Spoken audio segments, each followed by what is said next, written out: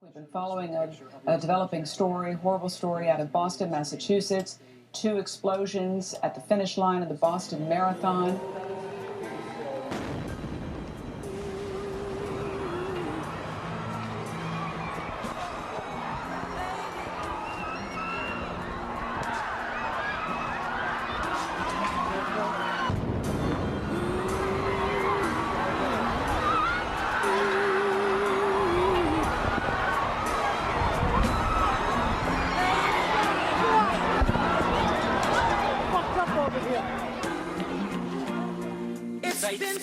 Obviously, our first thoughts this morning are with the victims, their families, and the city of Boston.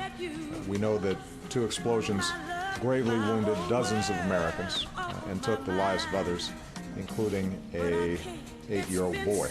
We also know this: the American people refuse to be terrorized, because what the world saw yesterday in the aftermath of the explosions were stories of heroism and kindness and generosity and love. Growing up, I never was concerned with my safety. The United States, I thought I could always play safely. Our military fought to give me my freedom, my liberty. But something changed, 9/11, don't really remember that cold and dismal New York morning of September. I grew older, simultaneously grew colder, gave up on my country, wasn't worth the effort. Hated on and dissed every single soldier who held the weight of the world on their shoulders. I was convinced America was the enemy. That was until I lived through a national tragedy. 2 bombs in Boston shook up my whole entire thinking. My hatred is shrinking, my fear is building. 2 bombs in Boston made me question if the city is actually safe. The risk was just as real as any Middle Eastern or communist country. 2 bombs in Boston and I saw the fear in people's eyes. I can't lie, I silently cried.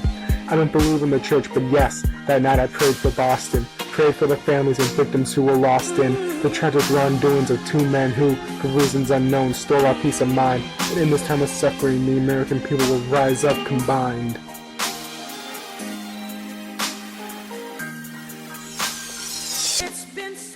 Obviously, our first thoughts this morning are with the victims, their families, and the city of Boston. We know that 2 explosions gravely wounded dozens of Americans and took the lives of others, including a 8-year-old boy. We also know this: the American people refuse to be terrorized, because what the world saw yesterday in the aftermath of the explosions were stories of heroism and kindness and generosity and love. How in the world is this fair? Thousands of people enjoying an American tradition suddenly put in harm's way because 2 men didn't care. Citizens wounded, some of them died, including the innocent mind of an 8-year-old boy. Years of life ahead, cut down in his prime. It's high time we forever stop terrorist crimes. World beware, you don't mess with America and the US of A. To quote Toby Keith, we'll put a boot in your A. Bostonians, you're forever in our prayers. We'll stand together, open arms, open hearts. We're all in this together, none of us will depart. I can only imagine the kind of pain you're going through. Every single verse has been about my trials and tribulations, but after watching a manhunt on TV, I can see that many people have it worse.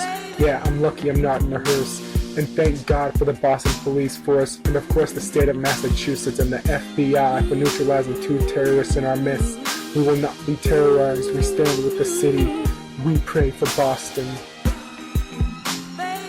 You pray for Boston.